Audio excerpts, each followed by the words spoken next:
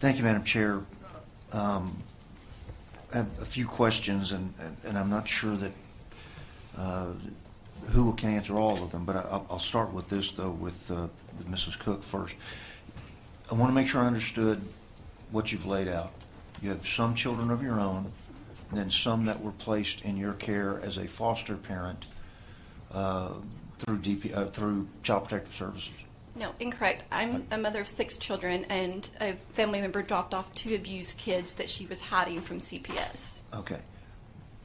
In receiving those 2 children, when the one that passed away, you were then accused of the abuser rather than your family member that had dropped them off. Yes. Therefore, by that accusation, you lost all 7 of your children in that interim. Yes. You have since received those children back. Yes. You said you had spent your life savings. Can you give me without being too intrusive, can you give me I mean, that can be a profound amount, that could be a small amount, but it'll be very important to you, whatever that dollar value is. But I want to get an idea of what we're talking about. Through the 377 days, we've spent $126,000 fighting for our children. Okay. My next questions, Madam Chair, are maybe to the judge, to Judge Specia, maybe to Sunset, might be to Commissioner Janik, but it derives to this. Is there a mechanism within DFPS that allows this sort of charge or accusation against DFPS personnel to be independently reviewed? Is there, call it a hotline, call it an IG, this is the kind of thing that has to get to leadership yesterday? And I don't know if leadership here knows about this, or this is the first you've heard that. But if this is the first you've heard, that tells me there's a bigger problem in your agency than you know of. If you're hearing it, same time we are.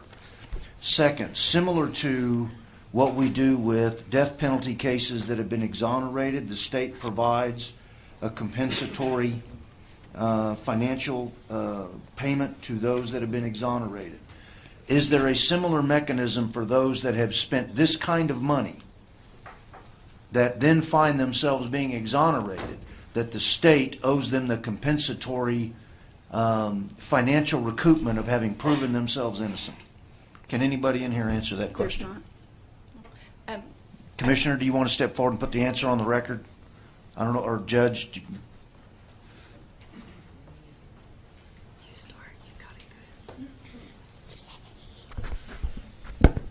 Senator Birdwell, there are 2 different avenues for complaints like this. I have an Judge internal. Specia, I'm sorry. Would you Excuse identify me, I'm yourself sorry. for the record? I'm just John so we Specia, can- Commissioner of the Department of Family and Protective Services.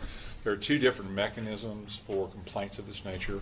One, I have an internal affairs organization, a consumer affairs, that is independent of program right below me that can investigate this kind of program.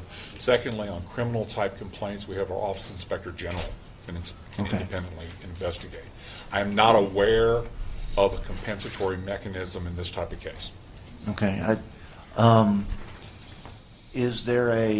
What is the mechanism for a Mrs. Cook to access your internal affairs, or because she's got a due process right, so does your state employee. Sure, I understand that. There could be a false accusation being made here. I'm not making a statement here, Mrs. Cook, of saying so. All she has to do is call my office, and the complaint will be directed to my internal affairs to review and look at. It may have been, I don't know. I need to check on that right now.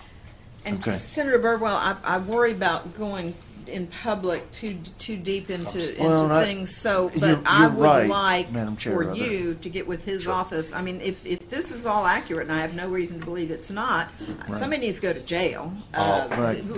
What But- you talked to us, what you described to us is criminal, and there are Right. laws against what you talked to us about. Right. But rather than going through all this Well, in a you- public arena, I would prefer that you contact Judge Specia, Yeah. and he'll. I guarantee you'll get a response. We follow protocol. We filed complaints actually with his office and got a response, and we were told it was considered horseplay. Okay, we've got two issues here. One is that if you followed protocol and it wasn't adhered to, we will address that. But we also need to deal with your specific situation, and I promise you he will get with you. Right. I'm going to ask him next time I see him. Actually, my head of my Consumer Affairs Department is here right Yes. now, so I will have him meet with her immediately. There you go. Thank you. Madam He'll Now- meet you out in the hall. Senator Birdwell? Well, you're right. There's a level of decorum that I do not wish to go, but structurally, I do think it is imperative that if the state is the reason a person has spent this kind of money defending themselves, to be exonerated. It is just maybe not, it's not a death penalty case, but it is certainly parallel that the state of Texas owes compensatory damages and reimbursement for this adjudication we have to address that, whether it's as an amendment or something. But that's something that's got to be It's addressed. probably not going to be through the sunset process. Maybe not, ma'am, but this is something that we absolutely have to discuss. So thank you, Madam Chair. Thank you. Thanks, Senator. Thank you. Representative Raymond, I'm sorry. Well, first of all, I'm just telling Senator Birdwell, I'll carry your bill on the House side, because it's going to take a bill. It's There you going to go. take a bill. You know, Just a couple- technically, every time you guys are applauding, I'm supposed to be slamming the Don't gavel clap. down. So, Don't just clap, but no enthusiasm. just two quick questions. One for Justin. Justin, during and I could ask both, but I'm going to ask you because you're a little older. During the process, is Judge Pisha here? Okay. Do you remember ever having a chance to talk to a judge that was deciding where you would be and so forth? Yes, Did you have a chance to do that? I don't know his name. It's one judge. Me and my brother Austin went to him. You were able to tell him what your circumstances were and so forth? Yes. Yes? Yes. Okay, well, that's good. He was allowed to tell him where he wanted to live, but he was ordered that he was not allowed to speak of his sexual abuse in front of a judge. Okay, so stuff like that is a problem for me. All right, that's really what I was asking about. Now, Mom, real quick, you said there were two children, including the baby that died. Yes, That were- the mother dropped off a 6-week-old and a 2-year-old. And did I hear the chair say, I'm sorry, I don't remember you saying it, was this a relative? It's a student relative of my husband. They lived in Oklahoma, and she was running from CPS in 2 different states. And were you, and I'm asking because I've dealt with CPS a lot on this, were you aware that you said they were running from CPS? Yes, when they placed him in my home, I immediately contacted the CPS that she was running from to make sure I was legally okay to keep the kids, and they approved it. But when I asked for any help, they just left them there. Did you, but when you did that, were you already aware of the abuse? I guess you looked at the baby and saw the marks and so forth. I was not aware of the abuse, the extent of the abuse. I just knew that she had a CPS case. She just told us it was just for neglect. I didn't find out until I put the child in the bathtub and noticed his body. But from the beginning, you made CPS aware. Yes.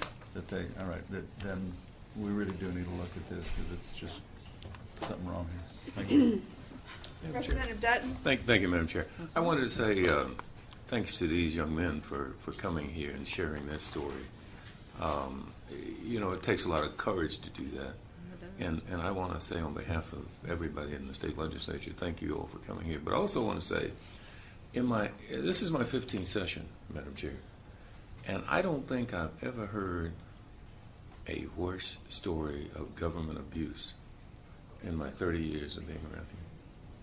I've never heard of a story so bad, so egregious that it just almost invites a rage in me. I mean, this is government at its worst, and perhaps we can't really fix it for this family, but we ought to be darn sure that we fix it for any other family. Doesn't happen again. And so I just want to say thank you all for sharing. But just know that we're going to fix this. We're going to fix it, and it's not going to take another Sunset Commission hearing for us to do it. We're going to start today to get it fixed.